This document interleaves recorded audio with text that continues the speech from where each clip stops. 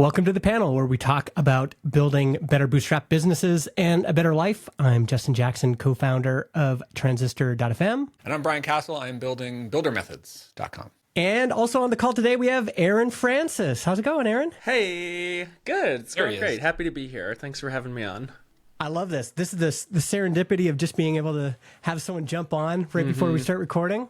Yeah, we don't even have to have like a segment where we react to the last mostly technical. We could just have one of the co-hosts. Yeah, just do it here. Yeah, let's do it live. This is going to mess up with all of our segments. For the listener, I've been sending Brian, and actually Aaron and Ian, new builds of my vibe-coded topic tracker, so we can click start show. Actually, I've never done this. Oh, now we got a big timer. So we're in the introduction right now, and. Yeah, we thought we'd talk a bit about... Little bug report. I don't see the timer on my end, but that's okay. Man. You know, it's hard life for the vibe coders. So interestingly, I see it on the tab that I had opened when you sent it to me, and then I opened the link again, and I don't see it. So yeah, there's a little user feedback for you. Interesting. Yeah, because I just opened it as well, and I don't see it. So we just burned through 30 seconds of the intro just debugging the tool. I mean, that's what we're doing this for. We got to do it live. So we thought we were going to talk about what got you into programming, building things, and I think what I've noticed other people, how other people we know got into programming and building things. Signals your new business is working or not. What advice would you give to a class of grade 12s about entrepreneurship? And a matrix for deciding which projects to work on next. But now that Aaron's here, we might have to talk about some mostly technical follow-up. Yeah. Actually, let's just pick up on what we were talking about with like how did we get into programming, but more like our kids, right? I think we all have kids at pretty different ages, I believe. Aaron, yours are probably the youngest, right? And then mine are 9 and 11, and Justin, high school and college. Yeah. I just a quick observation right now. How are we all in such different stages of? I don't know, man. That's always when I'm hearing, like, I just listened to your episode with Jeffrey Way, and it's like Aaron's got the youngest kids. Jeffrey's kids are pretty young. Ian, business dad, is actually just slightly below me. Like he just had a kid start college, and to be in the old section of that group with the oldest kids is so weird. It's just like the differences between young kids and intermediate kids and old kids. It's just I feel like so Ian different. is cruising and I am like drowning underwater, and people keep handing me new children, and I'm like, oh, you gotta stop handing me kids. And Ian's like, oh, it's great, I'm going on a poker trip. Yeah, all of you people with like more than 2 kids, I don't know how you do it. I don't know if I would recommend it. We're pretty slow and steady with the 2. But I just want to say about the coding thing.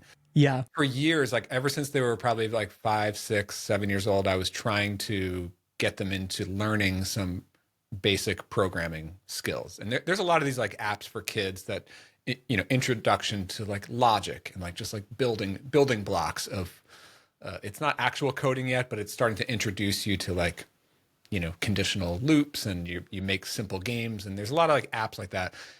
My kids sort of liked that a little bit, but they didn't really get, they had the really basic one, and then I couldn't really get them to like latch on to a little bit more advanced, like starting to code stuff.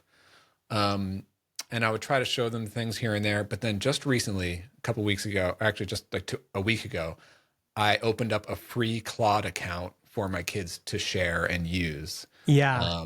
And I introduced it to both my 9-year-old and 11-year-old, and my 11-year-old really latched onto it. She, every single day after school, she comes off the bus, she rushes up to the upstairs computer and hops onto Claude, and she's vibe coding these silly little games, but she's actually like really good at, like, I could tell she has like a product design mind, like, feature request iterations. She vibe coded her own little app store, and like, she vibe codes like adding like video game background music and all these different things, like, love that. And so it is interesting to me how the ability to build things and essentially ship simple games using vibe coding and AI was what actually latched her on into like building. Like, Yeah. she sees the code being written. She's not that interested in how the code works, but she is interested in building, Yeah.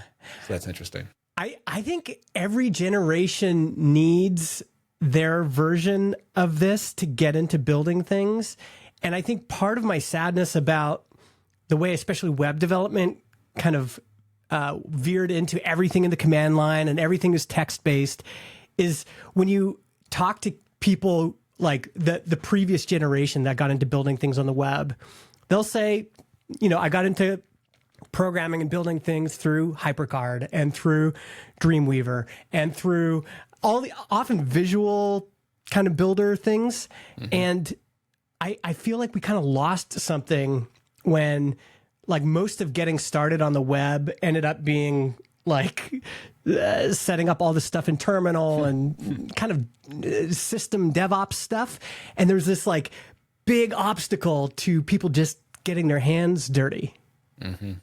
Yep, I agree. For sure. I think so. Front page had like a preview code tab, so you could see it live and then switch to code. And then obviously MySpace was tweakable, so you could go in there and muck around with, change your theme, add horrible background music.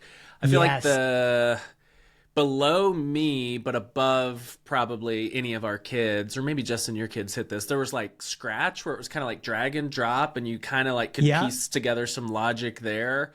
But yeah, the Trough of Sorrow is definitely like setting up Node.js to build your front end assets, and it's like the distance between like first joy is way too big for a kid. At that point. Always believed that like the period from around 2013, 14 up until frankly today, but really into like the 2020s with all the front end craziness, the node, the build tools, the build tools.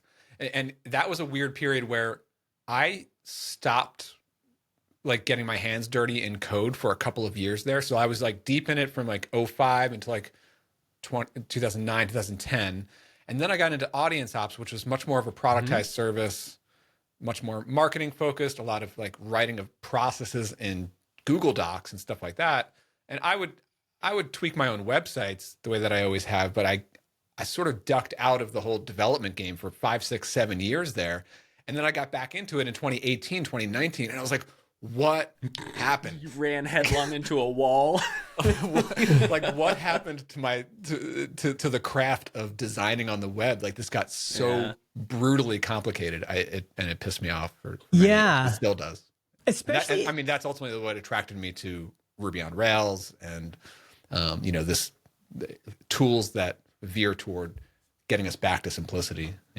I think especially if you're more visual or you have an intuition for design and for product flow and for UX, there was not like, and I often think about this old article by Ryan Singer. This is from 2012, Dancing Without a Partner.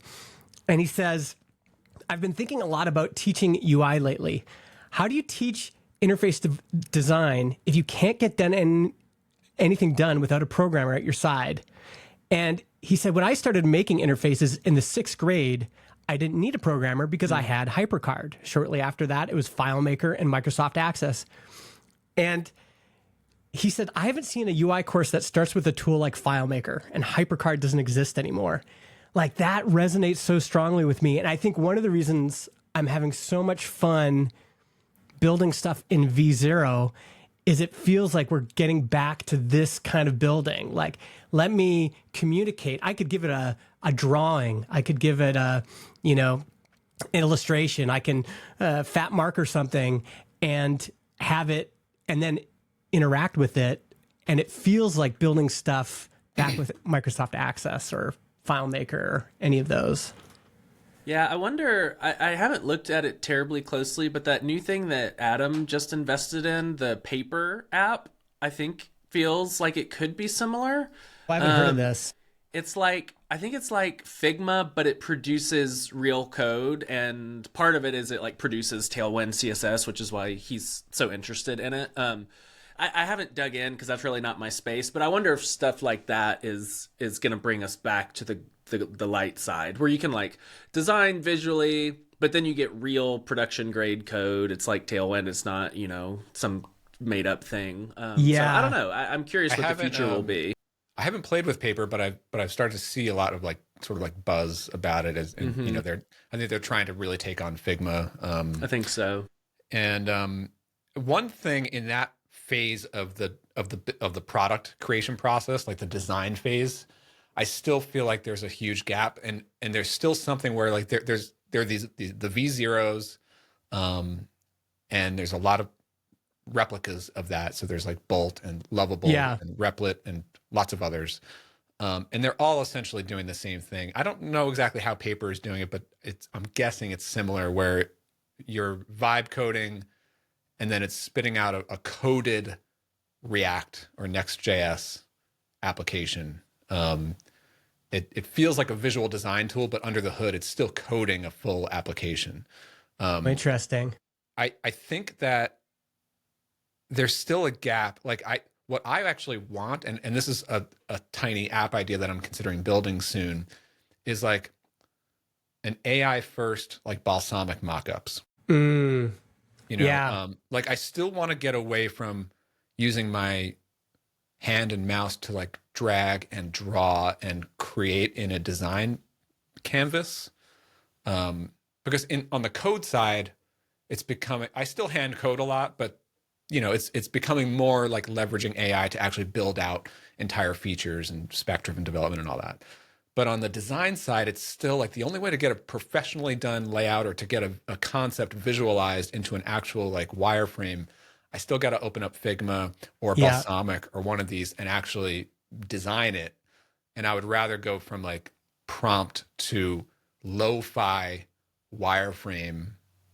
And so I'm thinking through like a concept where I can essentially have like wireframed components, and I can prompt it with my product idea or my UI idea and have it assemble a wireframe, which I can then just export as an image. And then I can use that image when I go into Cursor or Claude Code, and like actually build it out. But I don't want it to build a React or Next.js application for me. I just want a visual. Just the visual. What's the benefit of prompting it though? Isn't it easier to just draw it? What I was going to ask. If you're doing wireframes, I don't think I think that prompting it would be much faster than really. Drawing it. Yeah. See, I'm going the other way. I'm feeling like I want to start with a fat marker sketch and then just drag that into V0 and then have it. Because like that's what I traditionally do, right? It's like I'll go into Figma or. The thing is that like it's still totally manual. If I'm creating a wireframe from scratch or a mock-up from scratch, I'm getting in there, I'm resizing, I'm making it responsive, I'm like moving things around, I'm dragging things, I'm using my mouse for hours on end just to create one like drop-down menu with an arrow and all the options. Then I got to put like text attributes in there. Now I got to fiddle with those, settings and this text box over here, and I got to group these layers. Like it just. Like it's so much like legwork just to realize a visual interface. And yes, as a designer, okay, sure, it's nice to have like total fine-grained control over that stuff, but every little fiddling of every field, every button, every configuration, every setting, like that's hours of time. When it comes to like building out a whole feature in my app, I can prompt that and have it build entire features. Like maybe things that would take me multiple weeks in a day now, and like that type of speed has not been set up on the design side yet. What were we going to say, Aaron? Maybe you and I wireframe differently, because I'm thinking spending like an hour on a drop-down wireframe, I would never do that. So maybe that's the disconnect. I'm not saying an hour on a single drop-down, but when you have an entire application UI. With lots of drop downs, lots of buttons, and lots of layout configurations, like, it adds up. But really, all of that, like even just in one entire hour to get a single concept onto the page, Like that should be 5 minutes, but it's an hour. Yeah. I mean, I will say one advantage of the text prompting is that sometimes I want to give it less context. Like I don't want to give it an illustration because I want to see what it comes up with first. So sometimes it's just nice to have an AI generate something for you and go, oh, wow. Like if I'd prompted it too much, I would have missed out on kind of all these steps that it took. But there are other times where I'm like, no, here's a sketch. I want you to just build what I have here. And that is the creative process to me now with AI, is that like I can give it a raw prompt, and by prompt I mean like it could be a couple paragraphs of like describing my product idea, and just based off of that, I'm not expecting a finished product, but just give me a decent V1, something to work off of. Like instead of having a blank page where I have to create every little component from scratch, give me a good V1, because that's how I write things now, right? Like I'll put a raw like brain dump of an idea for a newsletter into Claude, knowing that like this is not my newsletter. This is just the idea of what I want to say. And then it's going to give me a good first draft. And then I'm going to say, all right, I want to make these 4 or 5 edits. Then we get into a second draft. And I just wrote my newsletter in 30 minutes instead of 5 hours, you know? Yeah. Are you using AI much for your newsletter, Aaron? I am not. So I guess in one way I am. So what I do is I Slack all the tweets of the week over to Kelsey, and she goes off and does the screenshots and everything. And then, while she's doing that, I use Super Whisper to dictate kind of like my my commentary on the tweets. So in a way, that is AI. And then I don't know if she runs that through AI to say like, hey, this is a dictation, like tighten it up at all. I don't think she does. We used to use Lex.page for that. Which was a good one for writing. I enjoyed that one for writing, but I don't think it's that necessary for this anymore. So she'll send me back a Google Doc with rough screenshots, and then I just hit, Command Space and start dictating, and then she'll clean it all up and put it in Bento for me. Now, for like this past newsletter, you wrote about your experience in the woods. Yep. This first section here, you're just writing that? This is just out of your head, no AI? Yep. That's just that's all just dictated usually. Yeah. Mm-hmm. Yeah. See, I've found AI sometimes really makes my writing worse. Yeah. if I try to put too much stuff in there. I find the complete opposite. Here, let me share this. Okay. How do I share this? Let's see. I have too many windows here.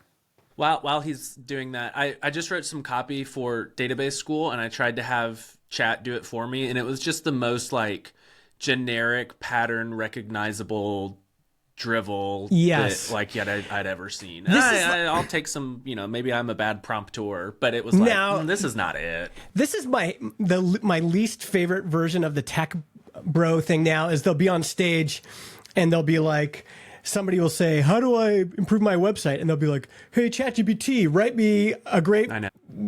And what comes out of that is always just so terrible. And I'm like, what are you guys talking about? That's not a replacement for good writing or good marketing or any of that. Are you guys able to see this?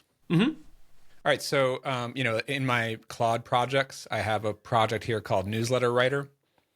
And let's see, if I go into like this one, this is from 2 weeks ago. It started out with like, this is my next newsletter message that I want to write. Yeah.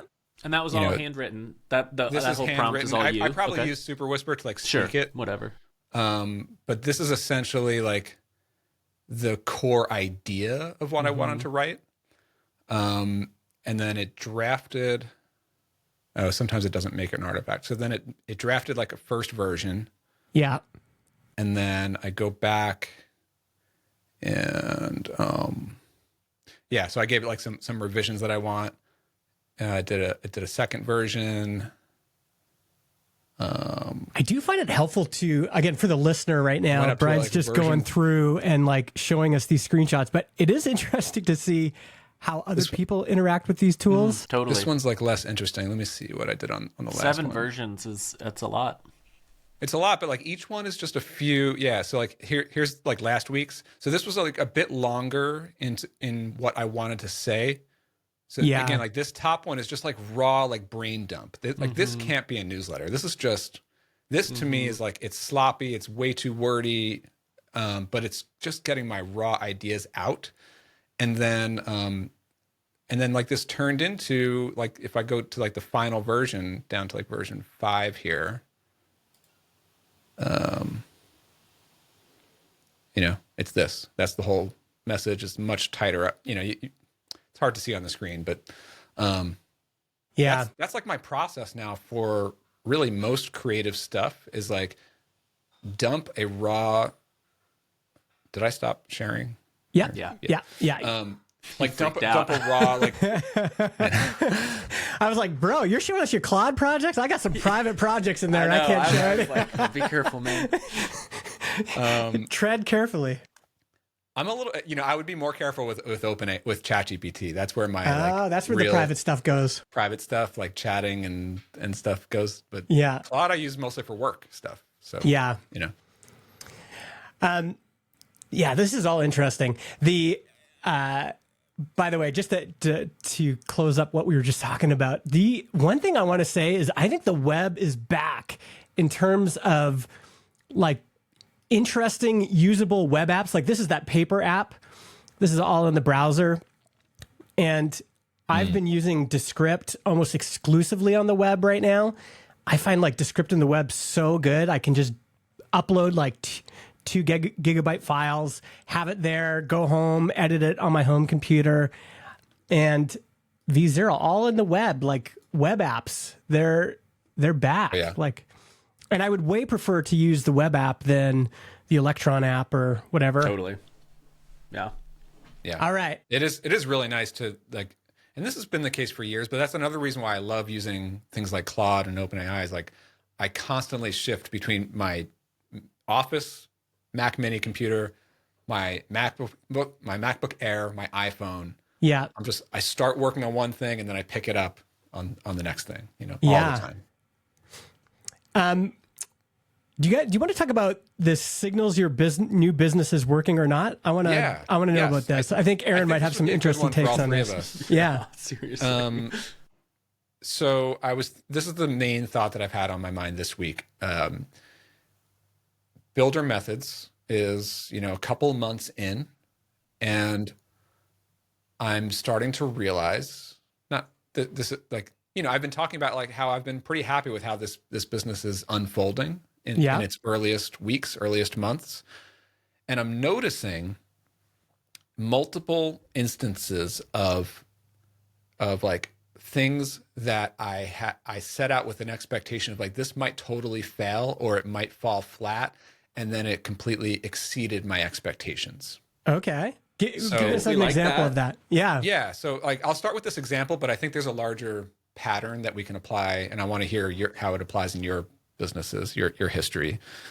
But what I'm just noticing right now, because this is different from a lot of other recent starts that I've had in the last couple of years. Builder Methods is different so number one, I was doing YouTube videos for a couple of years and really not seeing great results. You know, maybe increasing by 5 or 10 subscribers a week, you know, getting a couple extra views here and there for some Rails videos, but nothing great. And I started doing these videos and I'm getting, you know, thousands of views on every single video.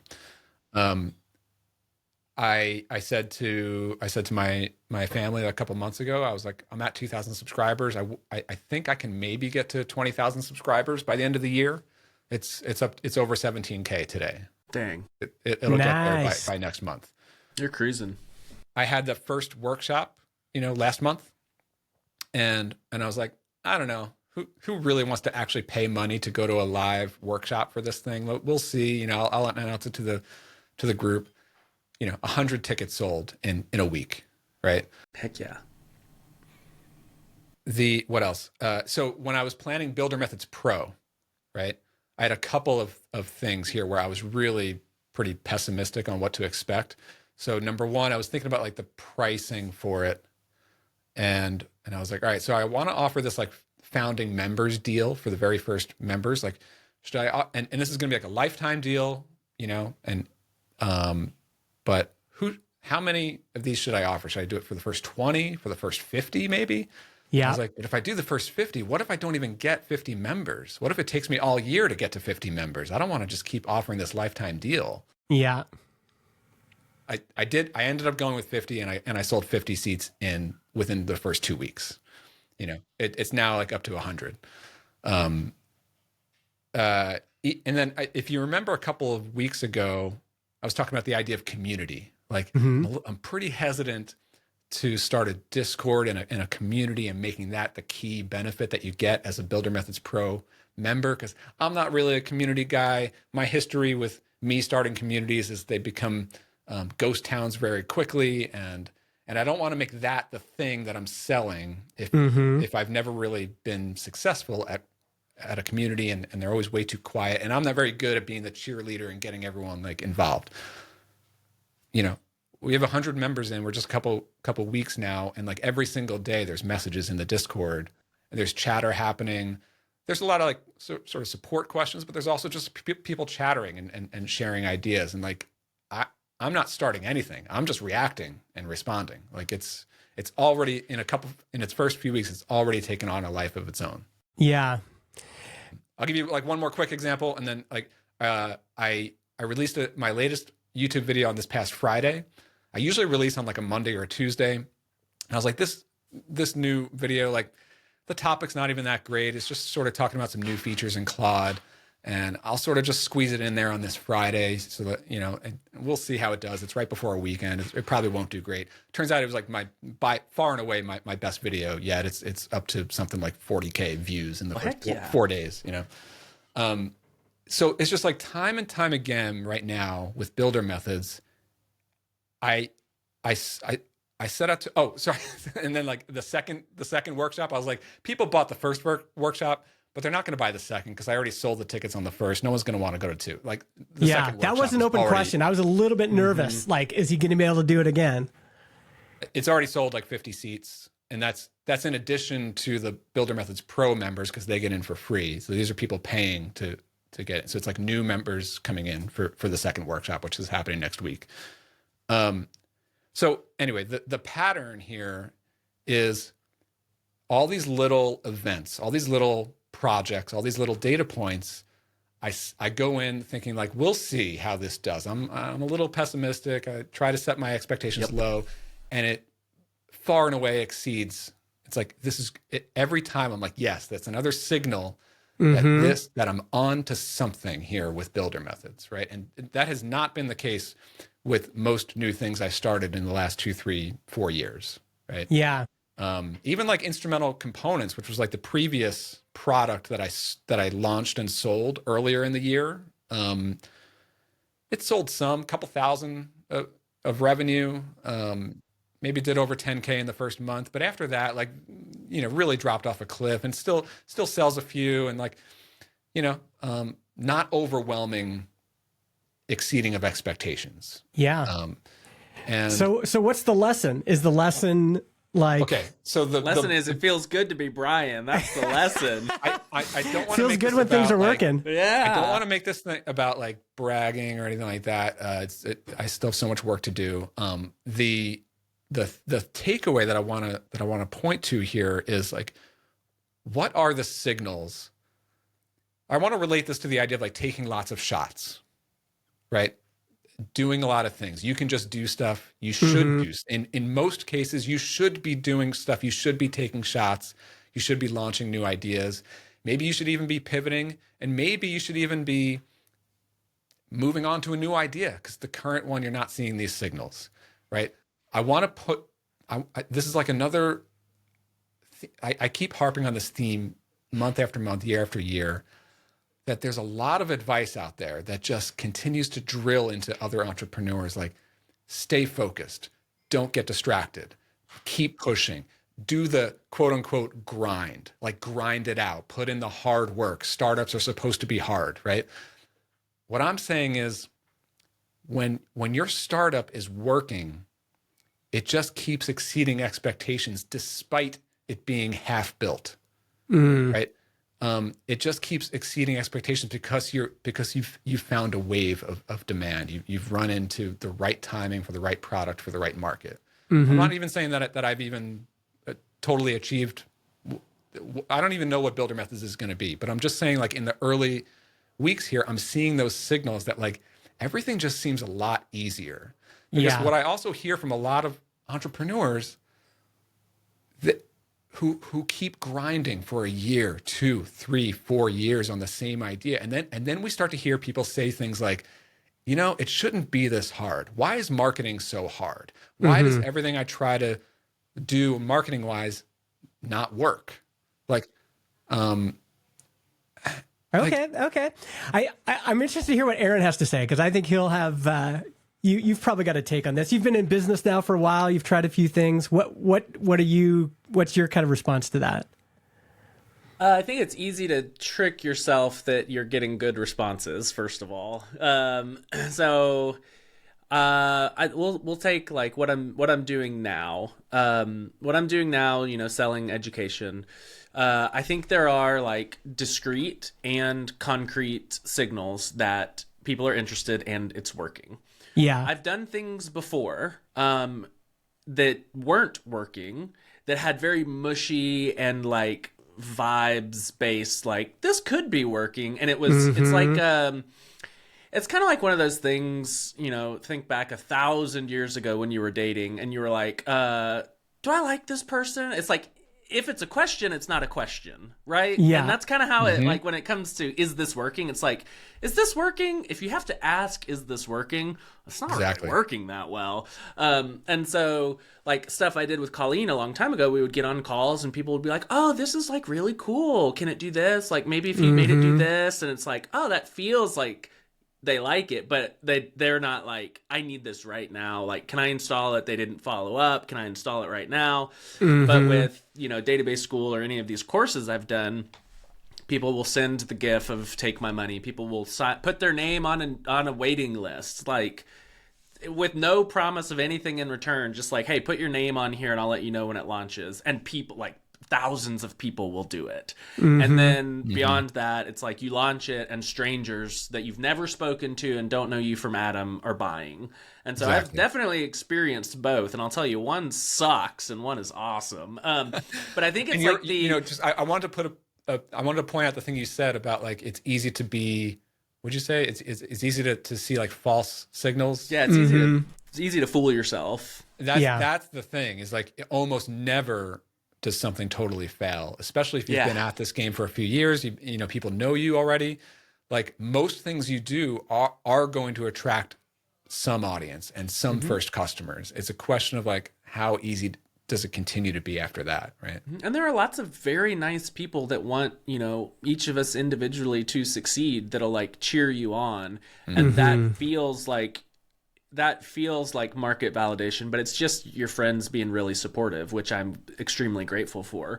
It's the stuff when it's like strangers are retweeting announcements and you're like, oh, okay, there's something of value here that this person I have never interacted with and doesn't follow me and I don't follow them, they're retweeting it. It's not enough, like a retweet is not enough to bet, your family's mortgage on, but it is that early signal that, like, oh, there may be something of value here because this rando off the street sacrificed some tiny amount of social capital to share this with their audience. And so there are better signals than just like your friends saying, way to go. Yeah. I wanted to just say one more point on the larger concept. And that is, like, a lot of the advice that gets thrown around about, like, stay focused, keep grinding it out, like, don't quit, or like, a lot of that is sort of aimed at, maybe it's like indie hackers or like people who are shipping a lot of different stuff throughout a single year. And it's like, it's almost like the implication is that when somebody has a good thing, if only they would stick with it, they would be much more successful. But since they went off and did other things, they didn't give the first thing a chance to succeed. Yeah. I think what's much more likely, and I don't totally buy that logic, because if you are seeing these repeated instances of your expectations being exceeded, there's no way you're going to be launching other things. Like most entrepreneurs who have hit on a nerve, who are feeling that wave of demand, you're going to be way too busy to be thinking about shiny object syndrome. And also you're going to be way too motivated to keep riding this little rocket ship that you found. Yeah.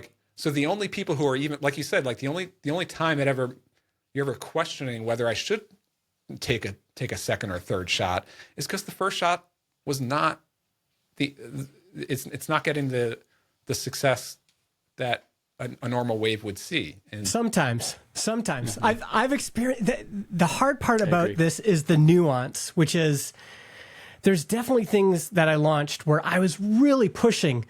I kept pushing it, and it just got a mediocre response.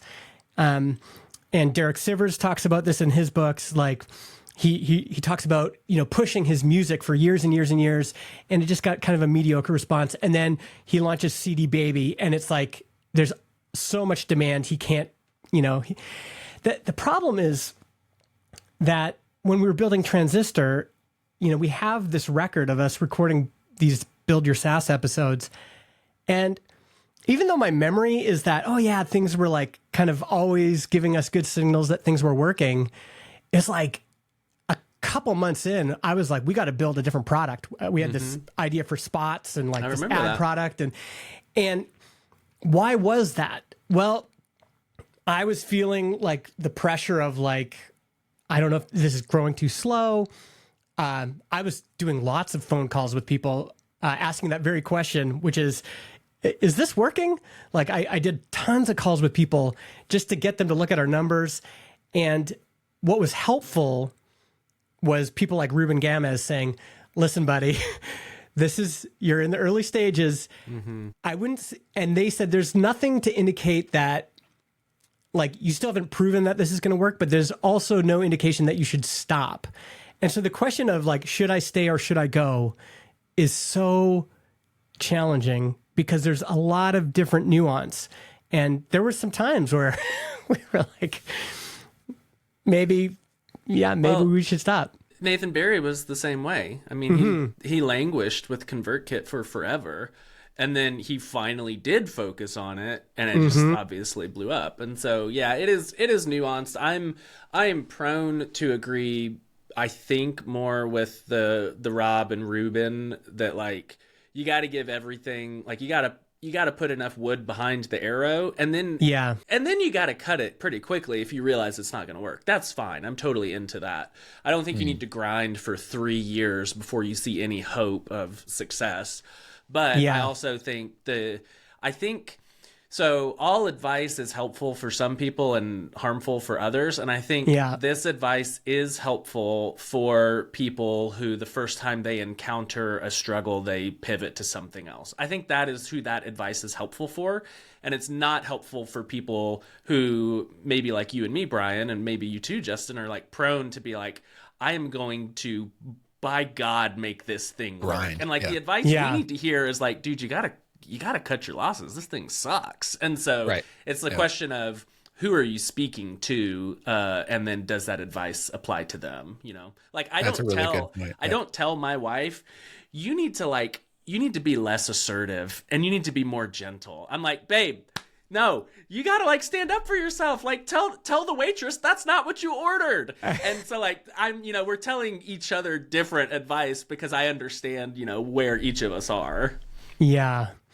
Yeah. I mean, again, there's like, it feels like having a sense of some of the boundaries around these things is helpful. Like Jason Cohen has this line, which is like, if you've been really grinding on something for 2-3 years, and it hasn't produced any results, like it is that by definition, that business probably doesn't have good fundamentals. You've got to do something else. I think that the time frame element is the last piece that I wanted to like sort of bring into the fold here, right? Like Justin, you were talking about Transistor. I'm curious, do you remember what was the time frame between like you said a few months you were thinking about pivoting, but then you eventually figured out the growth, like. When did it start to actually grow? How many months or years in? I mean, we launched it to the public August 1st, 2018.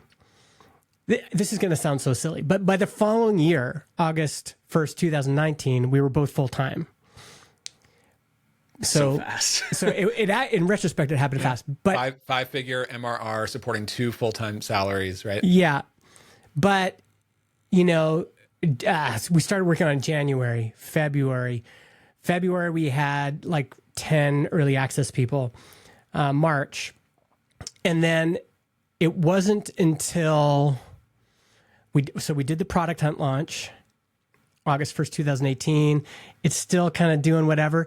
And then let's say October, we started to find some marketing channels that really just started to give us some rocket fuel. Yeah. So and year and a half, like you're off and running, right? Like that. Yeah. Like I feel like that, especially once you have, high 4 figures, low 5-figure MRR within the first 12 months, like, of course, like, yeah, to me, like that is a signal that, you probably shouldn't be pivoting. Every case is a little bit different, but that's like this is not nothing, and maybe all this thing actually does need is actually time. But then there's a difference, when you get even in like I've been at over 5 figures on Clarity Flow, but then it's like what number of years do you get to a threshold where it's like, okay.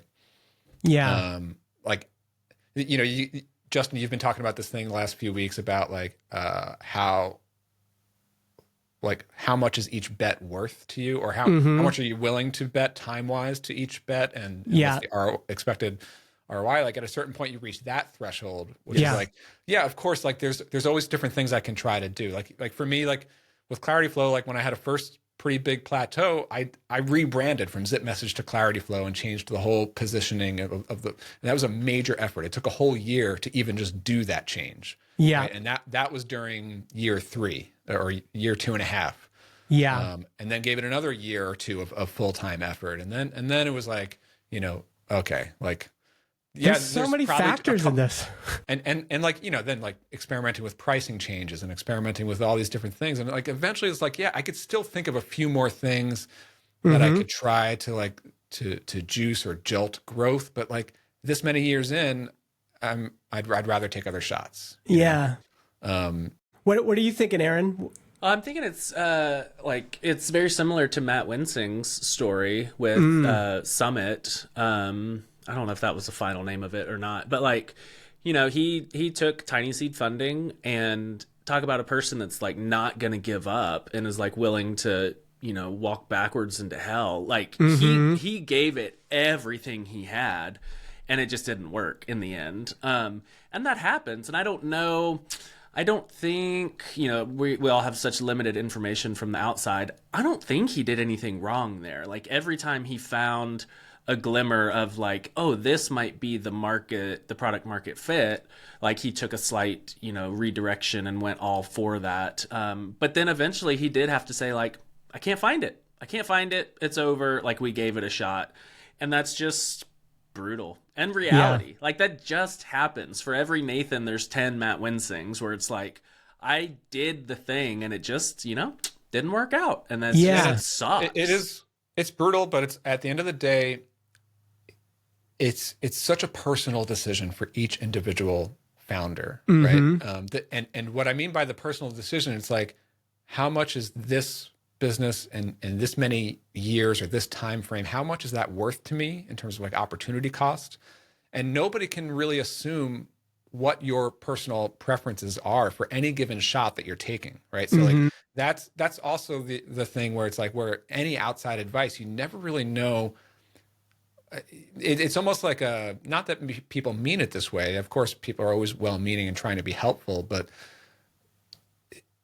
there has to be like a level of like respect for the individual entrepreneur, because they have the most possible insight into their own value set and their own preferences and their own like threshold for like how long they want to go with an individual shot before they're willing to either pivot or say like, I'm just not feeling it with this one.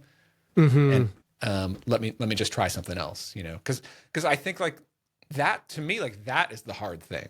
It's the hard thing about startups is not the work the hard thing about the startups is not quote unquote grinding it out. Like to me, that's easy. The hard part is like trusting your own intuition, your own gut. It's out. Yeah. Yeah. Like that, that's because ultimately like the hardest decisions, they sort of have to be different from what people might be telling you or conventional wisdom or Totally.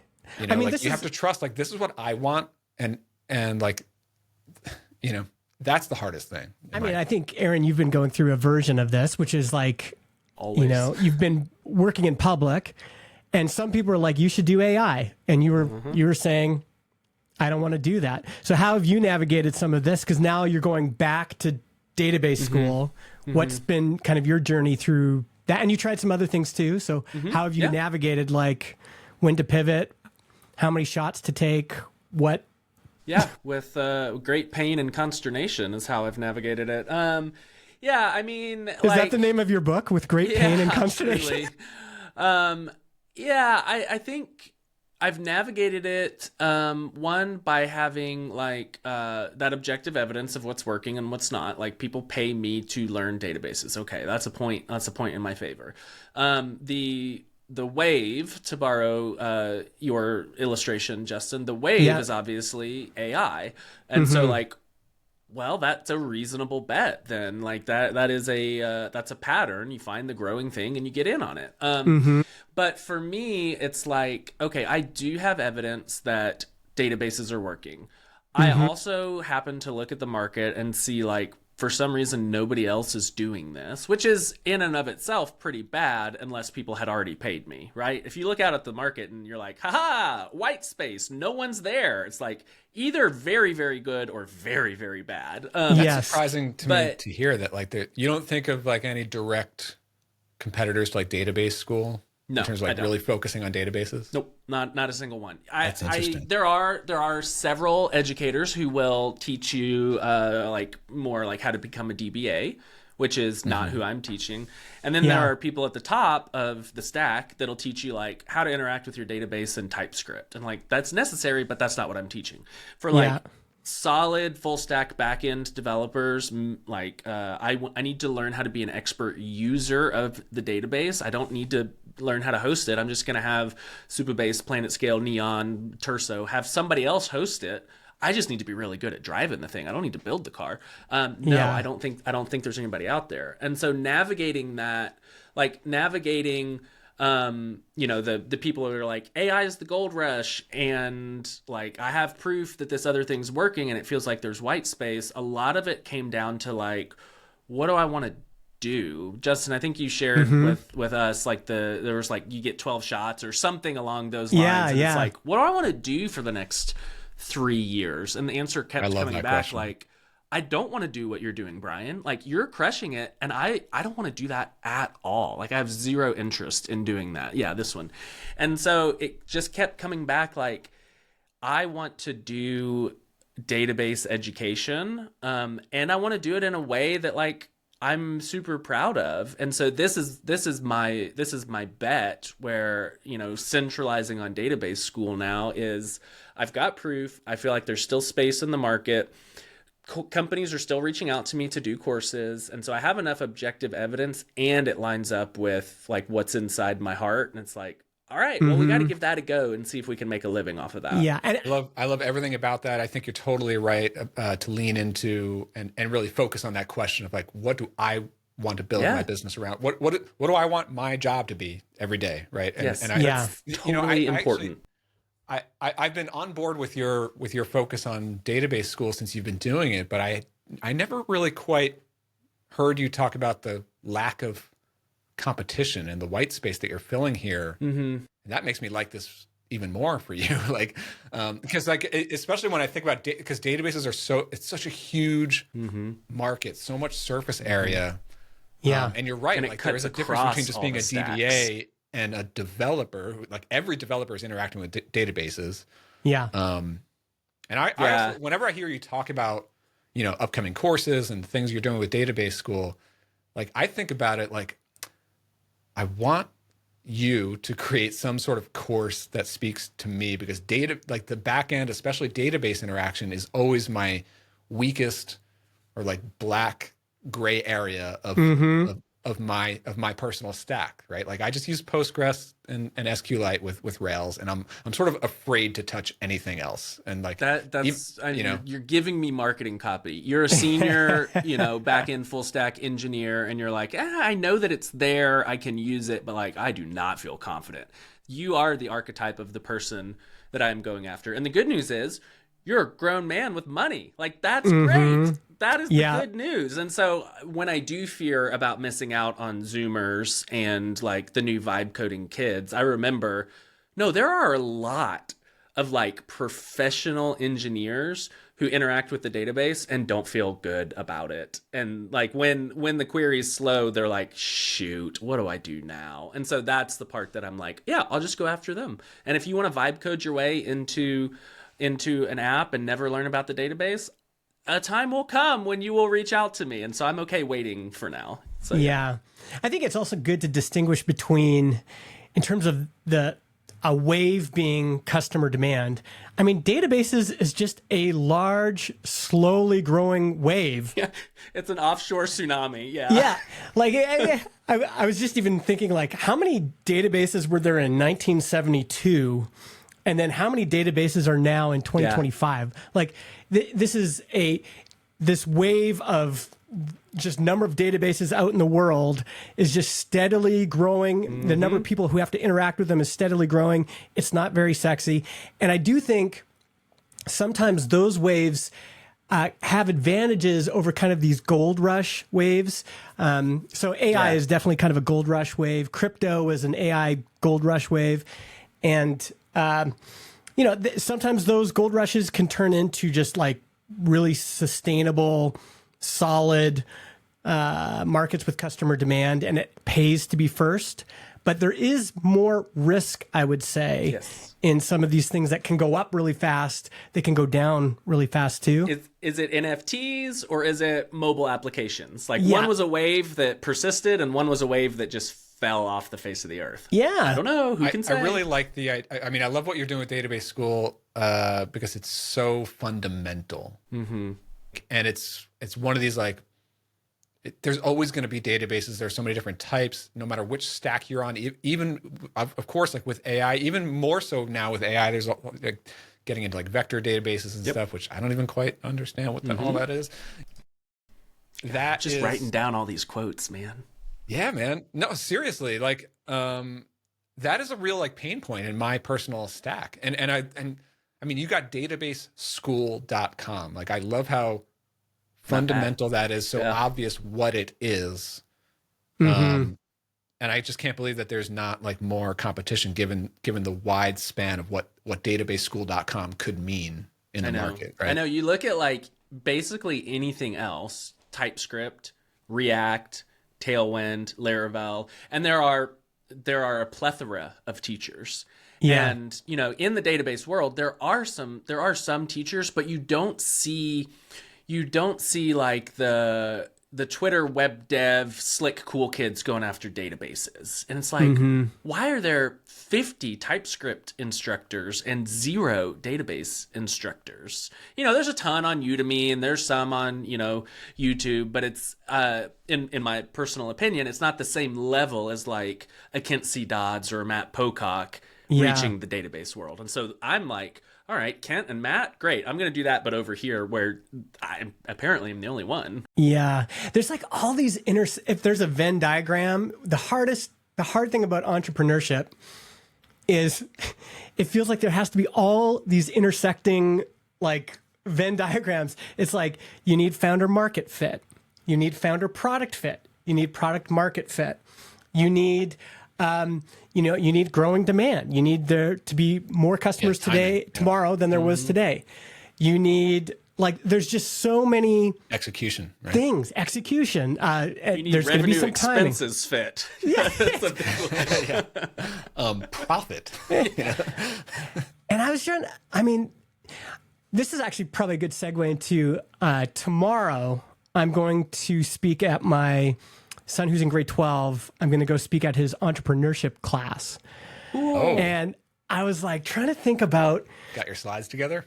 I mean, I don't know if I'm going to have slides. That's awesome. So here's the structure I have right now, but maybe you could help me. Cause like, it's like, what do I communicate?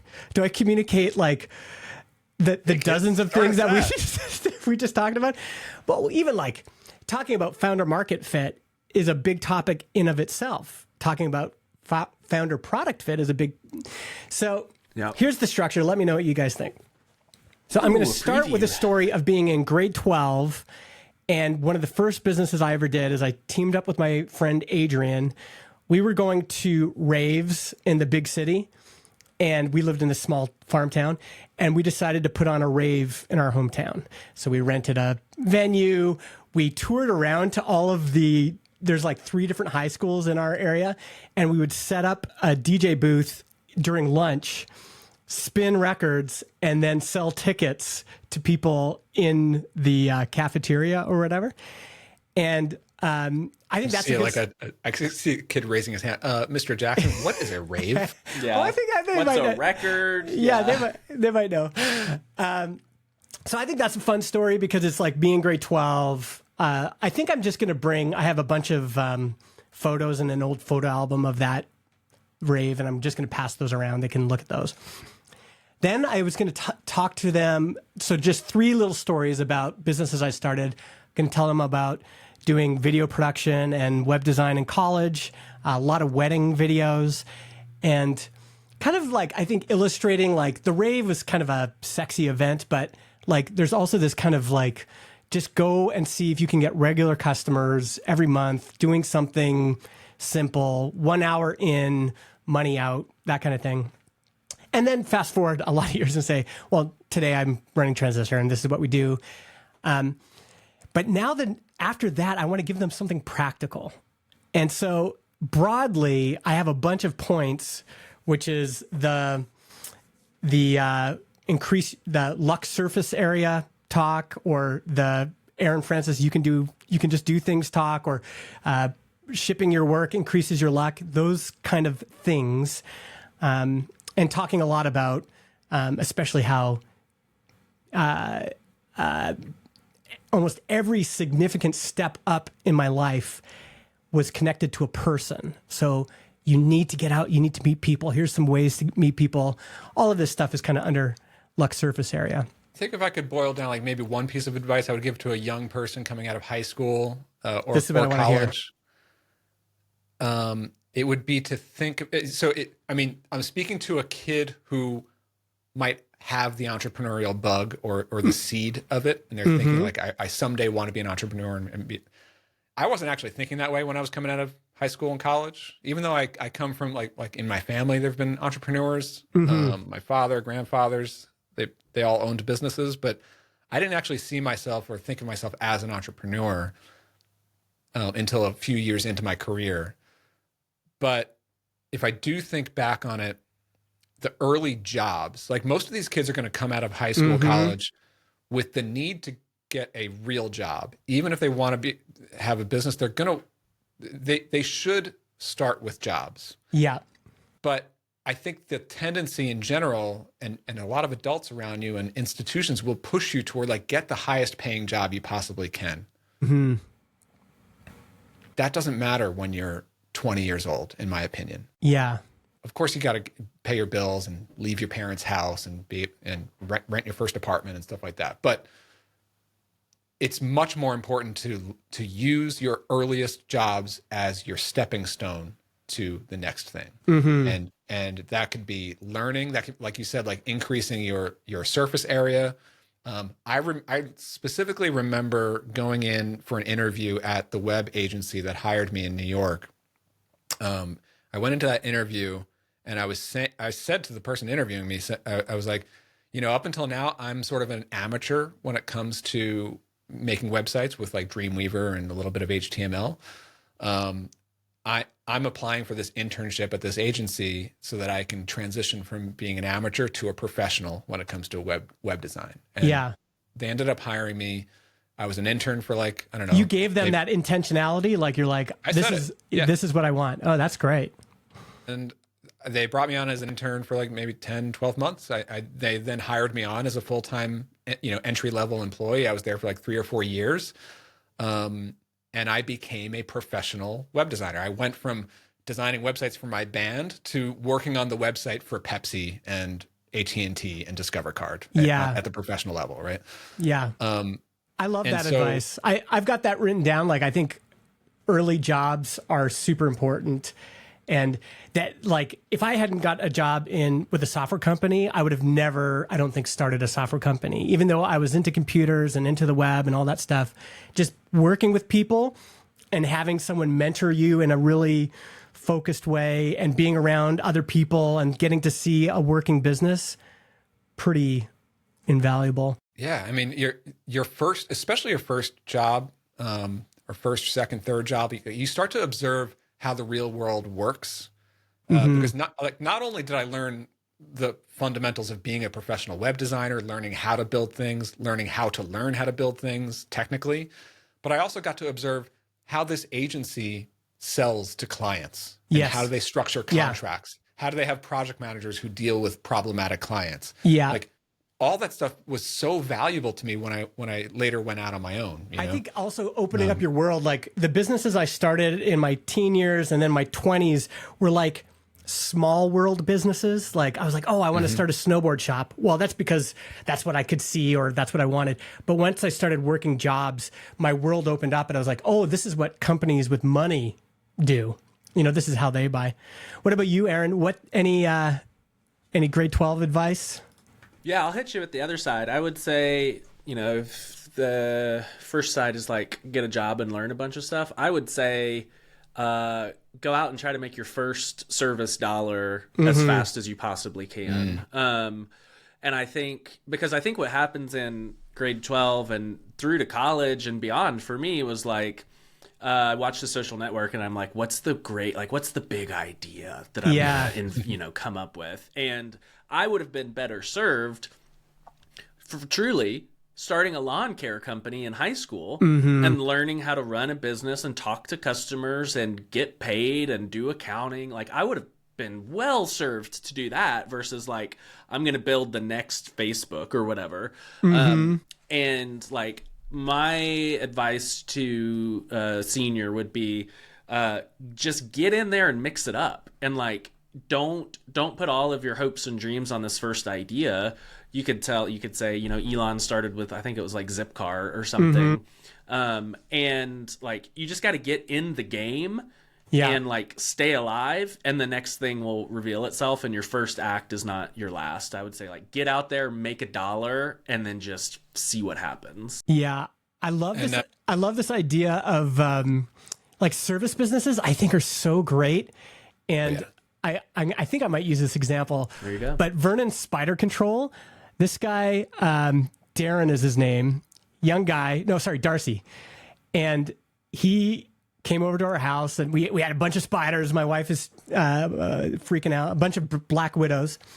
And I just, as a business, I love this kind of business where it's like, hey, I need my car detailed. Hey, I need spiders removed. And don't need a ton of training.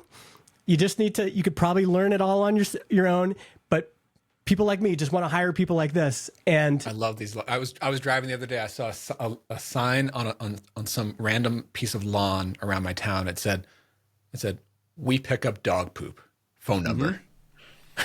like, I know what you do. Yeah, I get it. I'm going to write that down. And I've had a dog and that is a painful, chore that you have to do all the time. If I had known that like I could actually hire somebody to go into my backyard and clean it up, it'd be great. Yeah.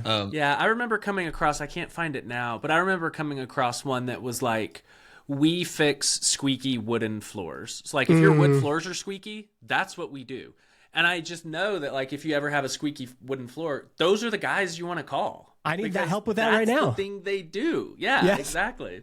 I just talked to somebody yesterday who does garage floor epoxying. And so he makes those floors super pretty, concrete floors. And they have started a training business where you fly up to Boise. The guy's up in Boise where Steve is. You fly up to Boise for like 2 or 3 day workshop and you take the training, they set up your LLC, you go on site to a customer, and you learn how to start an epoxy floor business. And is it sexy? No. But are people Googling how, I need to epoxy my garage floor? Yeah. Garages and everywhere. They'll pay you for it. So that would be my 101 business these days would be just start something where people are paying, and you can the barrier to entry is very low. Pressure washing, get out there, because what that teaches you is dude, you got to pick up the phone. You got to go knock on some doors. And that's the thing I wish I had learned when I was 17 is sorry, dude, go knock on a door. I wish I had learned that rather than I'll just stay back here and pretend I'm starting a business, but really I'm just coding all day. Yeah.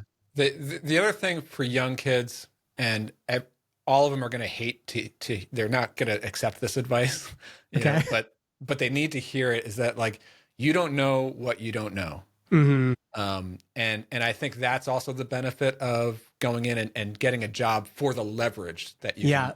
Aside from the basic salary, you'll get an entry-level salary, fine.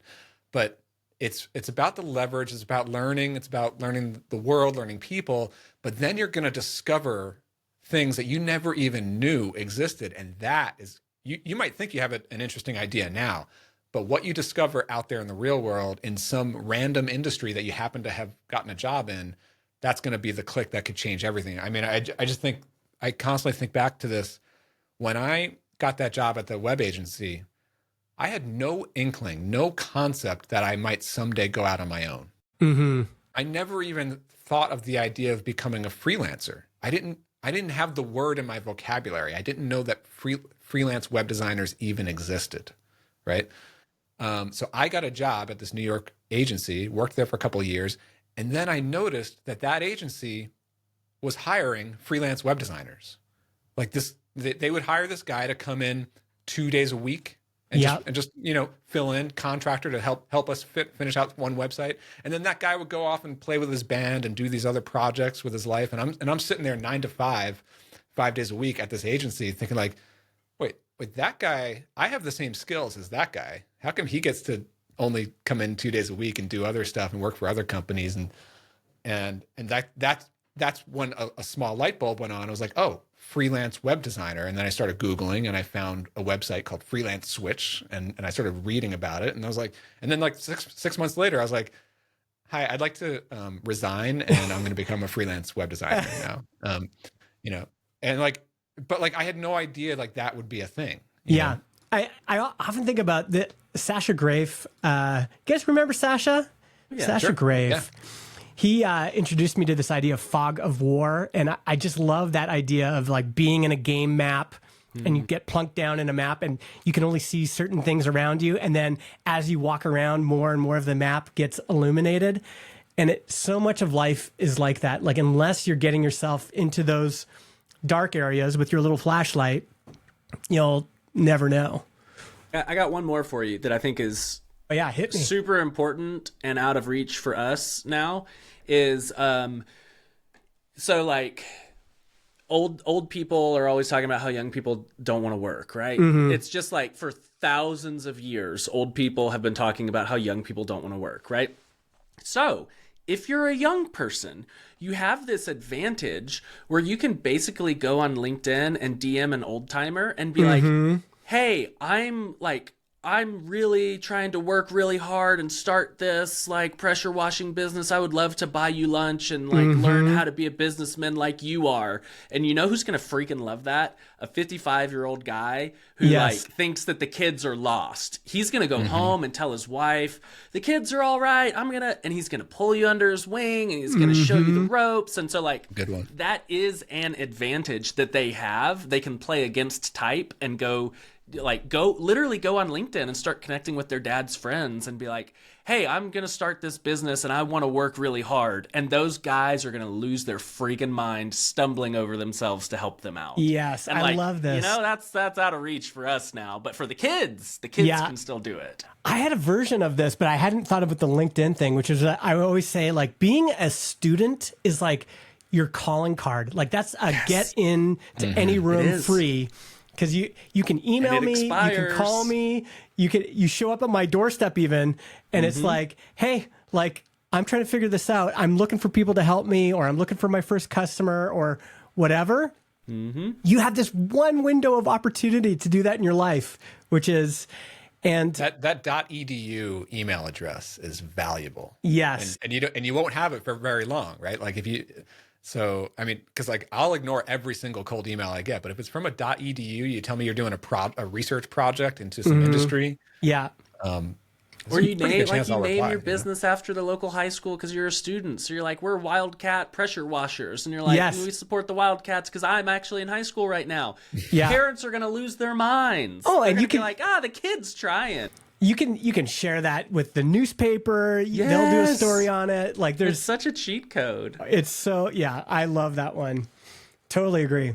Well, that's great. I'm excited. I'm gonna That'll have to be fun. like You'll have to report back on the next episode how it goes. yeah, just to see what I do want to hear like what the questions that come up are and like what the reaction is. You know? Yeah. I mean, I asked my son and his girlfriend because they're both in this class together. And one thing they were like interested in is like what motivated me when I was young, like what was pulling me into this. And that was interesting to think about, like, honestly.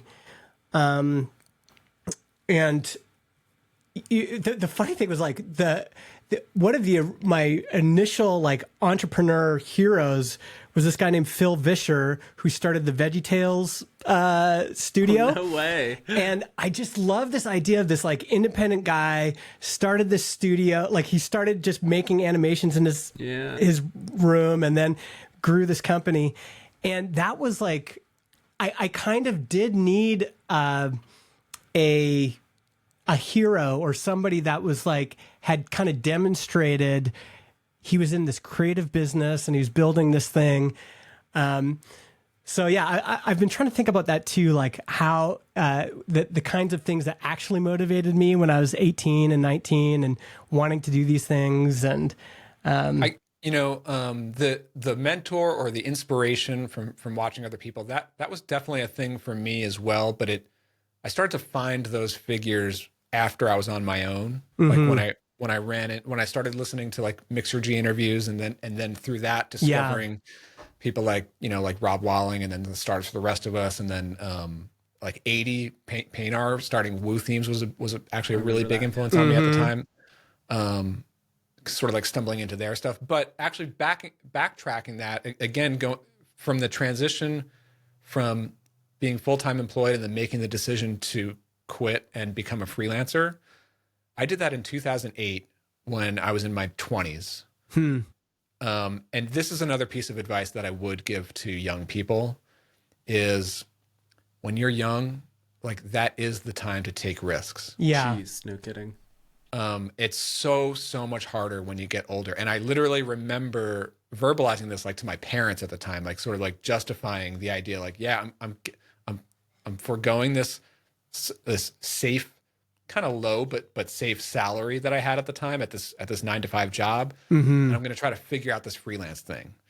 And I was saying to them, I was like, look, I'm single, I don't have a mortgage, I don't have kids, I have to pay rent and stuff, but like if I'm going to take this type of risk with my career, I might as well do it right now than later on when I'm married and have kids and have a mortgage, right? And of course, I did that in January 2008, and then there was the economic crisis like 10 months later. Unlucky. Which I look back at that as like a huge stroke of good luck, because I honestly think that if I had held on to that job 10 more months, I would have held on to it for dear life through the economic crisis if they didn't let me go. And then I don't know if I ever would have gone out on my own after that. Paradoxically, starting a business in a downturn is actually sometimes a good thing. And as a freelancer, it was huge. Like they were hiring freelancers; they were not hiring full-time employees, right? Yeah. Cool. But like that's the thing. Is like take risks. That's why it's like less important to go for like the highest salary you possibly can right out of school. Just go for the industry where you can learn and leverage. Yeah. Because you can make money later. Yeah. Awesome, guys. I'm going to take that in. Do we want to finish on one more thing here? Brian, you had matrix for deciding what project to work on next. You want to talk about that? Yeah, I mean, maybe this is not such a big one, but I'm just thinking about like what's on my mind this week. And, I just shipped Agent OS 2.0, and that was like a big project that is finally out the door and done. And so now I am not done. Obviously, I'm going to continue updating it and stuff, but that was a big project that's done. I also, earlier this week, I spent the entire day recording a massive video tutorial for that, which is not live yet. It's in editing right now. So yesterday I spent the day sort of like decompressing after that big project. And now I'm like making a list of all the projects and products that I want to build. And I'm trying to decide like which one to do first, second, third, how to prioritize these things. And it's a little bit. I'm interested just on that. Aaron, how are you making those decisions these days? Are you just like one foot in front of the other for database school, or what's your matrix for deciding on what to work on next? I'm just crawling one knee in front of the other. Yeah. So I've got this sponsored course, Intro to Postgres, sponsored by Supabase. That's the next thing. Sweet. So that one's coming out, in the next several weeks. And then after that, I'm like very focused on database school. So that helps. That constrains it all. And then I have my pick of whatever I want after that. And it's going to be Redis. I'm going to do a intro to Redis, or just, simple KV, key value cache with Redis. And then after that, I have another sponsored one coming in. It's like March or April or something. So my timeline is pretty well planned out. It's also nice that you have these sponsors, because it's like you're literally booked. Yeah, yeah, it's great. You've made these commitments in your schedule that are. Yeah, and I think that's I'm gonna try to make that my plan. Sponsorship adds a whole level of stress because there's external parties and timelines and stuff. I was wondering about that. But it decreases a level because there's money. So it's like how much what's it worth? So I think my plan is to try to do a sponsored course, and then a couple to like grow subscription base, and then sponsored course, which will be free to the end user in most cases, and then subscription base, and then try to do it like that.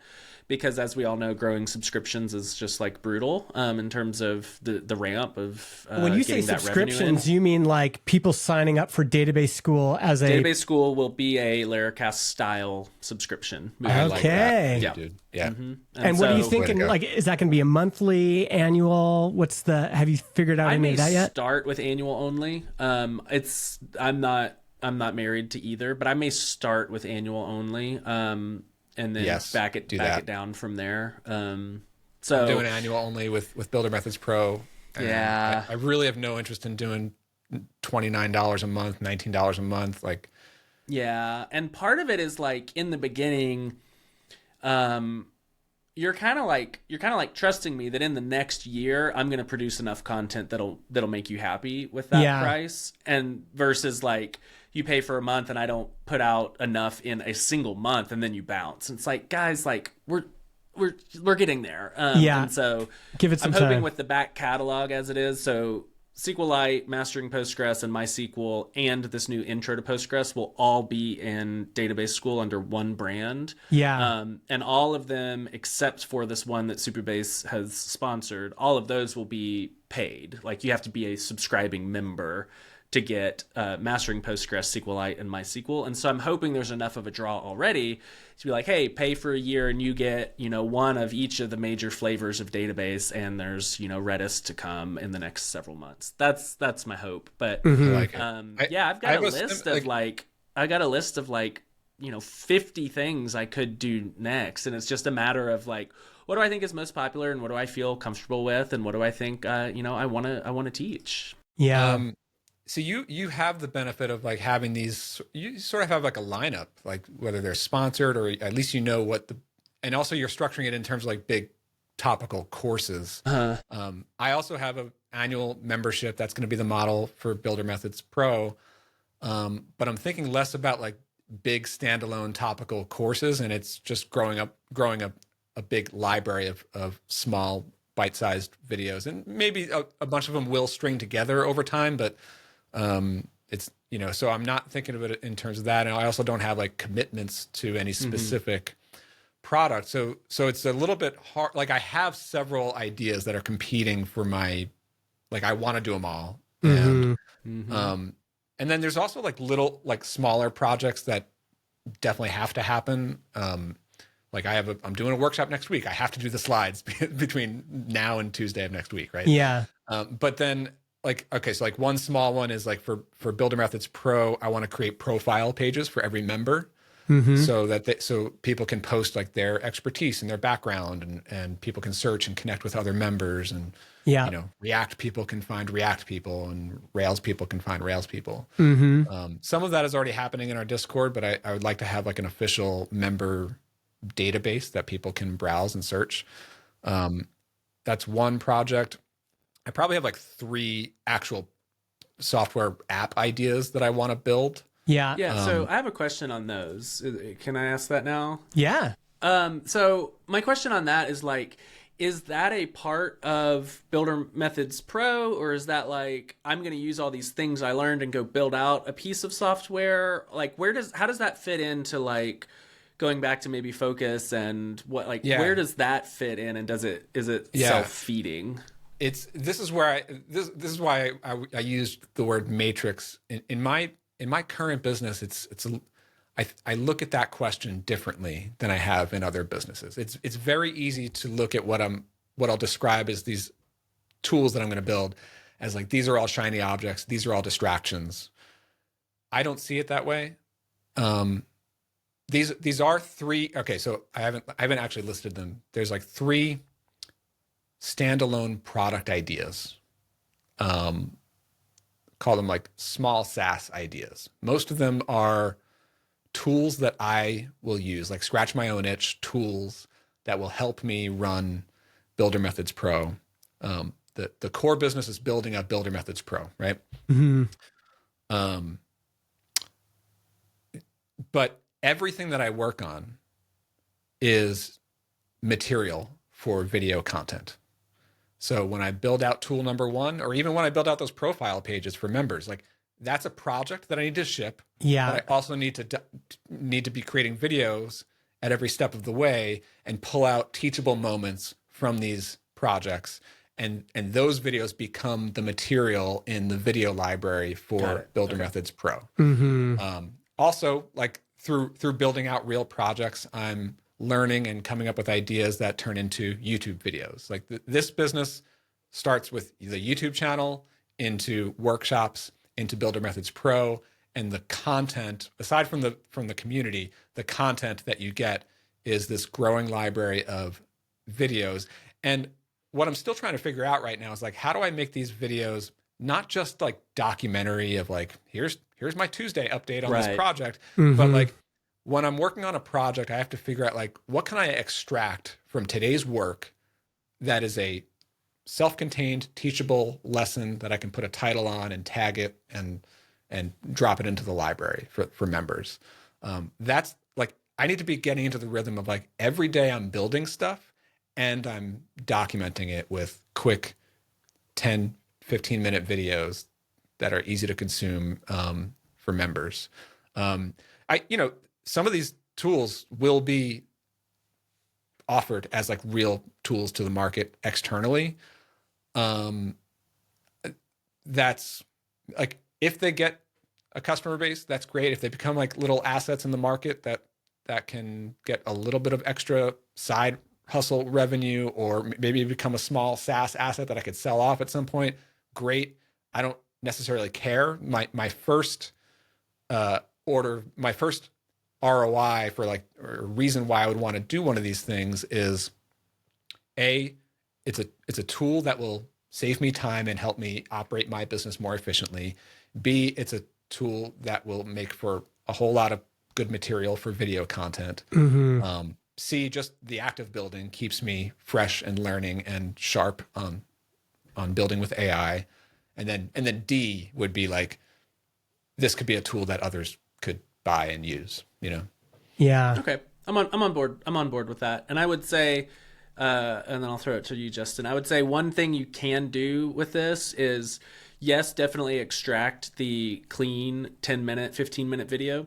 I would also either internally or on YouTube post the 2, 3, 4 hour working session, knowing full well that most people won't watch it, but like the super fans will, and some people will really like super dig the raw version, and that way you get double duty out of the content. It's interesting. Yeah, I was literally just thinking about this morning. I was spending some time thinking through like what should be my actual routine for, like, I'm trying to reconcile in my mind, like, how do I actually work on software products the way that I like to work and be creative and be able to ship? And how do I extract and document on video? Because I've never done the live streaming of me working. It would just be like me like staring at the screen for hours. Like which is part of live streaming. Sometimes you're just staring like, there, and where I've come to with it, and maybe you're right, Aaron. Maybe I should just like hit record, let it run. Like I actually thought about like, what if I just hit record in the morning and just produce like 8 hours of footage and then figure out a way to cut it down at some point. I don't know how that would work. There's a step inside of live streaming, which is that. And so I've done that before where it's like, I'm not live streaming, I'm recording me actually working on a thing, and the video comes out to be 3 hours and the recording session was maybe 4 or something like that. Wow. And it's just like, I don't know, man, I'm going to throw it on YouTube. And people freaking loved it. And it blew my mind. I'm like, who is watching this and why? Yeah. But something that gets you is people will tell you which parts need to be extracted. They'll be like, oh, shoot, I didn't know you could do. And you're like, I thought everybody knew that. Let me pull that out into a 10-minute video. Yes. So the way that I don't know that I would that. say go all the way live stream, because that adds a whole level of pressure and production and personality that, like, I don't super love live streaming, because you got to be like, whoa, I can't believe this, what's happening. But I would do like a work, like this is a working session, and that's a great name for it. Like, I do this know is a that working session. I do know that like the YouTube algorithm, like people have reported that like these super long videos do well because of like the watch time and all that. But I just don't know that I could make it interesting enough. And so what I've sort of come to is like, let me just do the work the way I know how to do it, privately, not recorded, just like that's fine. And then like throughout the day, like once or twice in the day, like, okay, I just finished an important piece of this project. Let me pause, gather some takeaways, and I'll record a video like, here's what I just built, and here's my thinking behind that, and here is the topic of wireframing a new app. Like today I just finished the wireframe for this one UI. And do you think you could do that live? You know, do you think you could do that part live? I think that like I think I would still need to create it first and then unpack it. That's what I mean. Like, but could you do the unpacking as a live stream? Yeah, maybe. Yeah. The one thing that's nice about live streaming, maybe for members, like that could be like a member benefit, is like they see the live stream. Even just public. The nice thing about live streaming is that it has this. I don't need to edit this. I'm just going to go live. I'm going to have a rough idea of what I'm going to talk about, and I'm just going to describe it, and then that's the video. And whoever shows up, that's great. I like the fact that you don't have to edit it. Like it's just this thing. It's like, hey everybody, I've just been working all day. It's still fresh. Let me show you what I've done. And then you show people, and then you walk through that stuff. And I am treating these videos as more raw. Like today, I actually just posted one in the pro Discord, just looms, just like 10-minute, like I'm not editing it. I'm not sending it to my editor. This is not the way what I do on YouTube. This is just like quick, like here's the takeaway. Let me show it to you. Yeah, I like that. That's what all these are going to be. And then the other thought is like, okay, so like each one of these projects is going to take me several weeks to go from start to finish. So I should theoretically be able to pull out at least 10, 12 standalone 10-minute recordings of like moments in time in the development of this app, right? Yeah. And so that, let's say like one app results in 10 or 15 videos that will go into the pro member library, just raw looms.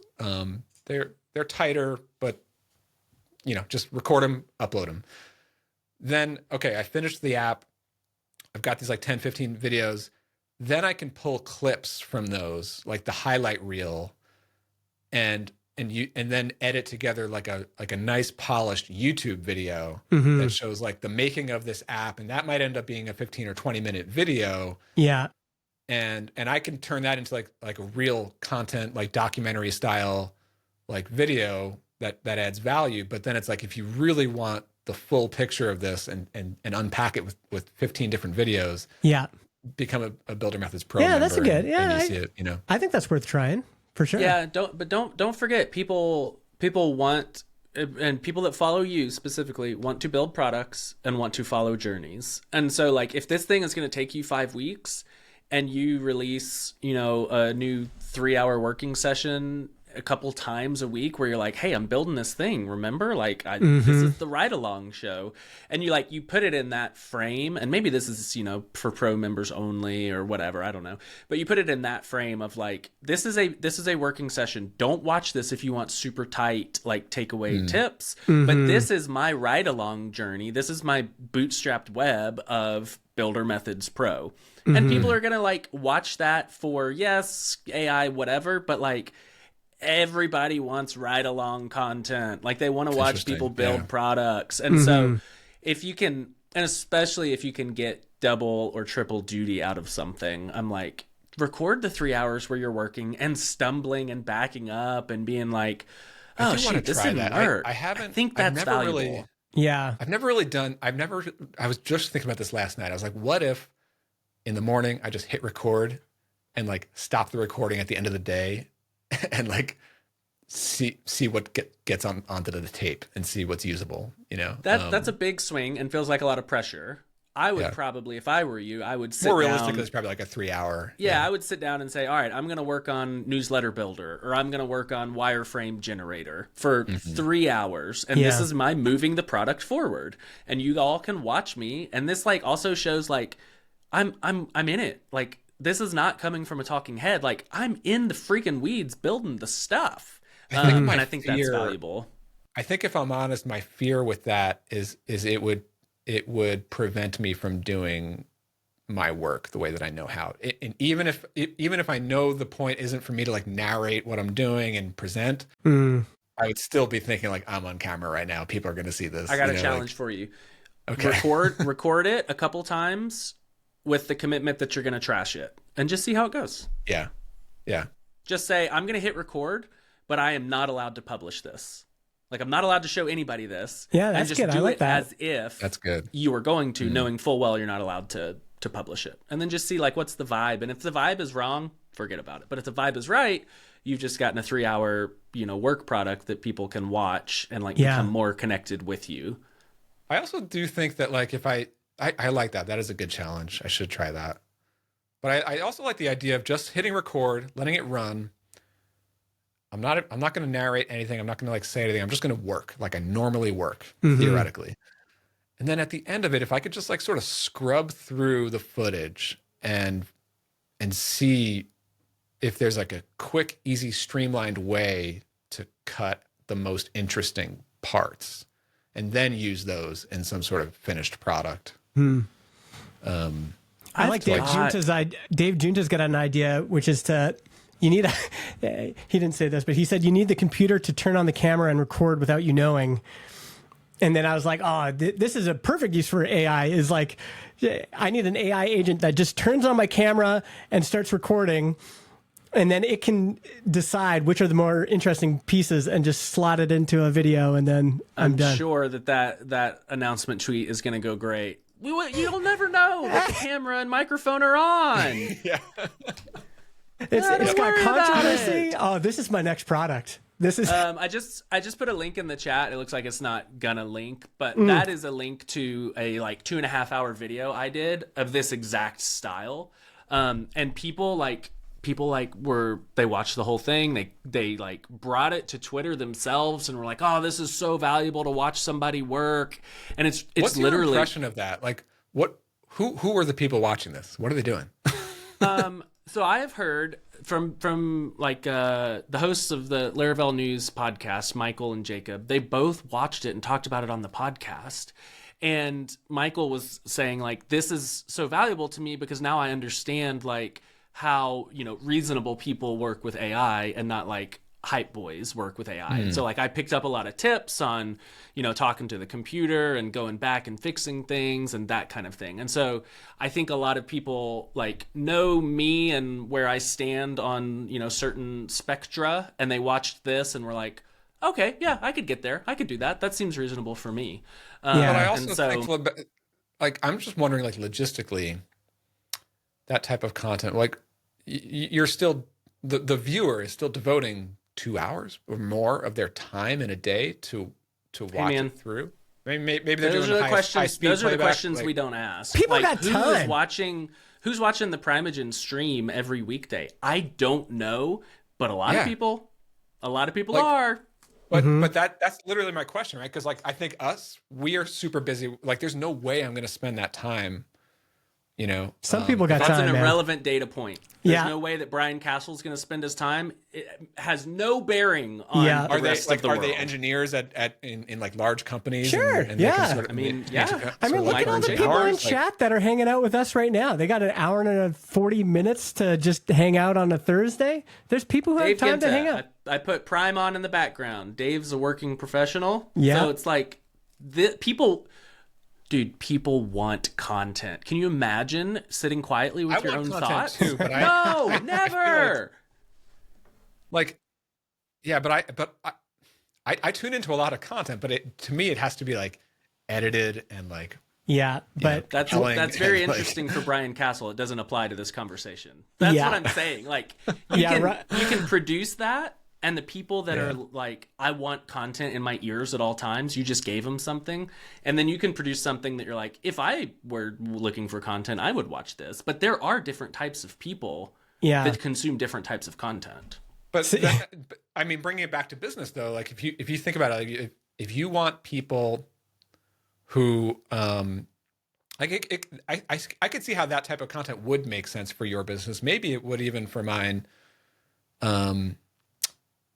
Like if you think about your customer, like who's your ideal customer avatar, ICP, right? Like, is it a person who has that kind of time?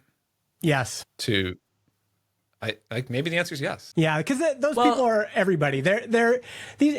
If it was like people who are there's enough evidence that lots of working developers put on content in the background. They put on podcasts and videos and music. In chat right now, people are like... I listen to music all day, but I cannot listen to talking. Yeah, so the same way you use music, some people have the Primeagen in the background, or Brian Castle in the background, or Aaron Francis in the background. Like you're doing expense reports, or like you're doing something that is like mindless, that you have to do, dishes, shower, somebody's talking about, like you have to do these things, but you don't really, your brain doesn't need to be there. And you're like, okay, I can't put on a 10-minute video packed with information because I'm kind of half paying attention. I ran out of podcasts. Let me put on Prime or Nuno Maduro and just listen to him like yap for an hour or two or three, and then I'll turn it off. That's the thing. It's like when I'm doing the dishes, I'm listening to like mostly technical, or when I'm doing a walk, I'm listening to talking, like a podcast with content, but just watching a screen of someone coding with not much talking for hours. Like that's what it's like having a coworker though. Like you've got someone in the desk right next to you, and they're working away. I do see the value there. Like if I remember back to the years where I was really trying to learn how to become a full stack developer, I did actually seek out those longer, like watch me build videos. But even those, they were still like edited and structured and I think a lot of people from start to finish, I think you should try it out. The numbers are the numbers. Justin's right. A lot of people. Yeah. Like you may not like it, and that like you don't have to consume that content, but do look at the numbers on those. Like Antonio Coates, who does a 12-hour YouTube video, and it's got like 150,000 views. And it's like, there's a 0% chance in my entire life I would watch a 12-hour YouTube video. But 150,000 people have watched it in the past 3 months since it was released. And it's like, oh, okay, well, maybe people are different after all. So I would think about it at least. And see, Aaron's got the perfect mix here because he's got both sides of this. He can produce the 3-hour thing, and then he can also tell people to go and be in a cabin he's got both sides of the market here. Yep. It's brilliant. Yep. You got to play both sides if you want to win, I must say this is like something that I sort of struggle with a little bit with builder methods in terms of the ICP, the target customer. This is because I care so much more about like who is the person who will become a paying Builder Methods Pro member. Like it's nice to see all these view counts go up in YouTube, but they have to convert into subscribers, into customers, right? This is exactly why you need to be experimenting with this kind of stuff, because ICP, I don't know. I've never been a big fan of ICP myself. It's just like, who's actually showing up and paying? And then I like retroactive ICP. So that's survey sort the of what I people, mean. survey the people coming in.